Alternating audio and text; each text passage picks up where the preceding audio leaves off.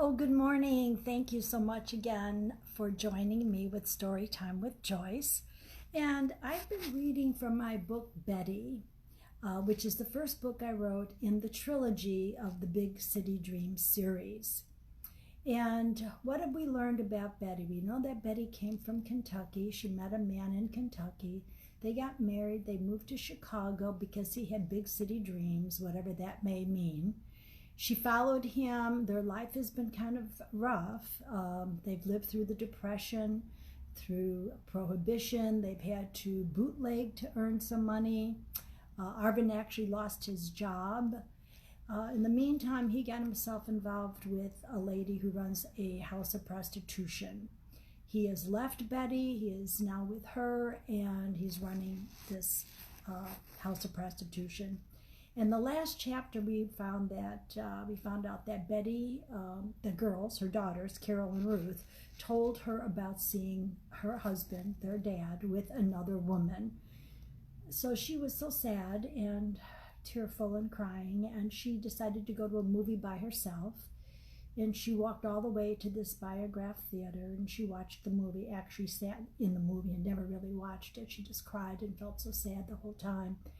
And when she left, there was some shooting outside the theater, and here the famous bank robber, John Dillinger, was killed and shot the same night that she was in that theater. So anyway, let's continue. This is chapter 20, and the title of the chapters is Changes Ain't Easy. Betty's life changed, and so did Carol's. Betty got Carol settled in a boarding school in Momence, Illinois. Although Betty was not a practicing Catholic, the church had arranged it and was taking care of the tuition. She was trying to get her life in order. Ruth moved in with a girlfriend close to where she worked, and Betty found a studio apartment in her building. Everyone was getting settled in their new routine, in a life none of them had planned. Betty continued watching the three boys during the week, and on the weekends she cleaned people's houses. She didn't have time to think about how her life had changed in one afternoon.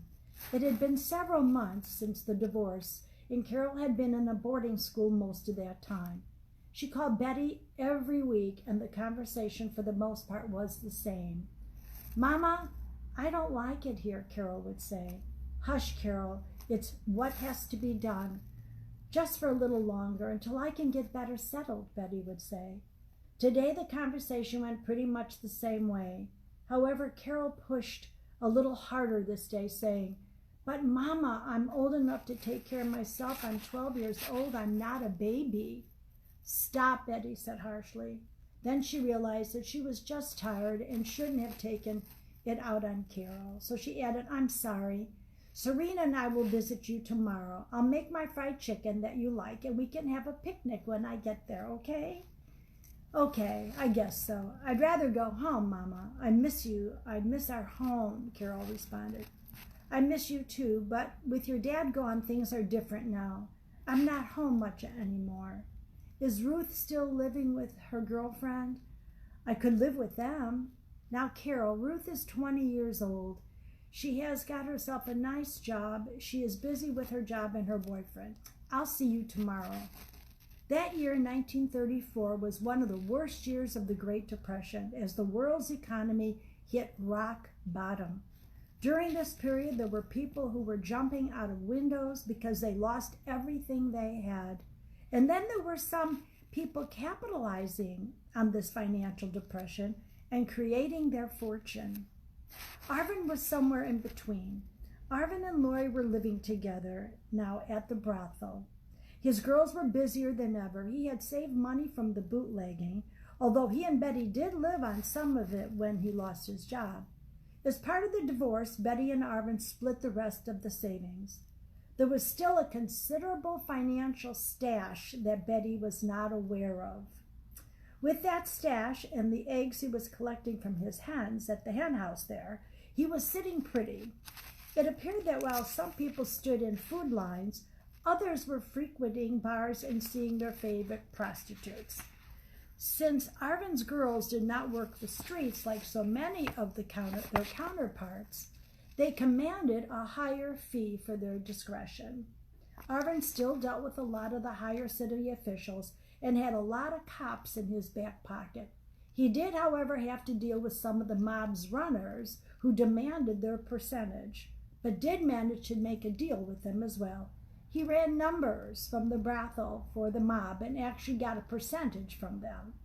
Arvin had become a smooth wheeler dealer. He was living his city dreams. The family that Betty worked for gave her a week off. They knew she had been through a lot. Betty was working weekends in addition to watching the boys. In fact, they paid her for her time off. That was something that was unheard of back then for domestic help. The first day Betty had off, she called Serena to see if she could come by. Serena agreed, and they spent the afternoon in one of their long chats. As they were sipping their tea and enjoying the pastries that Serena usually brought, Serena asked with concern, "Betty, how are you doing since Arvin and you split?" He's no good. I'm better off without him," Betty answered quickly. "I'm so sorry, Betty. Things will get better. Ruth blames me for him leaving. I sure do miss Carol. Momence is over 50 miles away, and it takes so long to get there. Arvin does pick her up every now and then and brings her by for a couple of minutes, but I'm usually working and sometimes don't even get to see her," Betty said with tears in her eyes. "Betty, you just have to stop working so much and have some fun. I have an idea. Go with me tonight, would you?" "Where to?" "You know, I go to all the Democratic meetings downtown. There's some kind of legislation that is going to be proposed. Oh, come with me. There's lots of nice people there." "Well, okay, since I don't have to watch the boys tomorrow. They sure do wear me out. It'll be nice to go somewhere different for a change. It seems all I do is watch the boys and clean wealthy people's houses. I don't even go to the store all that often anymore. However, I am grateful for all the time the family has given me off." "Well, grab a wrap and let's go. We can stop by my apartment on the way so I can grab mine. I'm so glad you had off so we could get together." "Me too. Glad you're not living out in Northbrook anymore. I'm happy to see you more often." Well, that's our chapter this time. If you'd like to buy the book, Betty, you can go to Amazon.com. All the books written are by Joyce Bennett-Hall, or you can go to my website, JoyceBennettHall.com, and you can buy the book Betty. The second book here is Ruth, and the third book was Carol. So feel free, check out my website, check out the books, and otherwise have a fabulous week, and I'll see you next Tuesday. Bye.